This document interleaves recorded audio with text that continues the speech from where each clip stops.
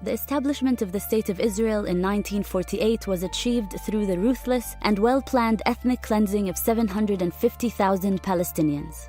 And this colonial logic of conquest, destruction, and expulsion has continued to the present day. Today, about a third of the Palestinian people live under a brutal military occupation in the West Bank, including East Jerusalem and Gaza. Israel has stolen land, built Jewish-only settlements, expelled Palestinians, and cornered others into ghettos surrounded by walls, military watchtowers, and checkpoints. 12% of the Palestinian people live inside Israel as third-class citizens. They are subjected to a system of racial discrimination and racist laws that amounts to apartheid, as defined by the United Nations. Half of the Palestinian people continue to live outside Palestine as refugees, denied their right to return to their homes.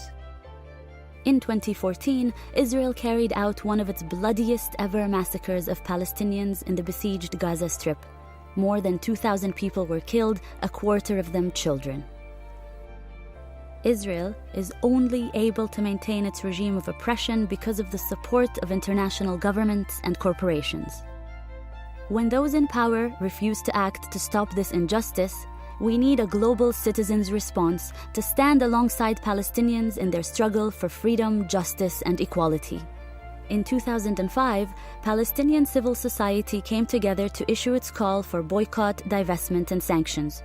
The appeal calls for concerted nonviolent action to isolate Israel, as was done to apartheid South Africa. We are calling for boycott pressure on Israel until it complies with international law in the following ways: end its occupation and colonization of land seized in 1967, recognize the right of the Palestinian citizens of Israel to full equality, respect the right of Palestinian refugees to return to their homes. The BDS movement has empowered people across the world to take effective action against Israel. Trade unions, student groups, churches, academics, cultural figures, and social movements are joining together to make an impact. Already, because of BDS, Israeli export companies are complaining that it is getting harder to export their products, and grassroots action has prevented Israeli ships from docking at ports around the world.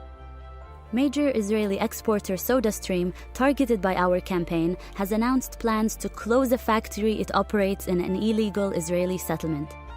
G4S and Veolia, two huge corporations that help Israel maintain its occupation, have lost billions of dollars worth of contracts as a result of BDS activism.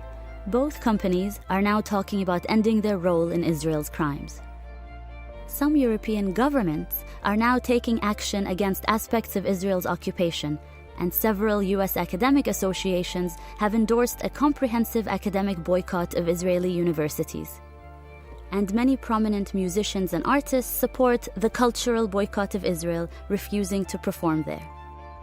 Israeli business leaders and politicians are warning that the boycott is starting to isolate Israel.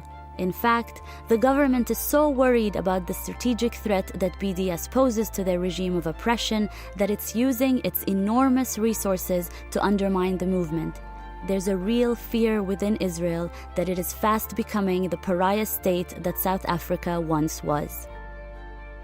But Israel's recent massacre of Palestinians in Gaza is a painful reminder that there's still so much more we need to do.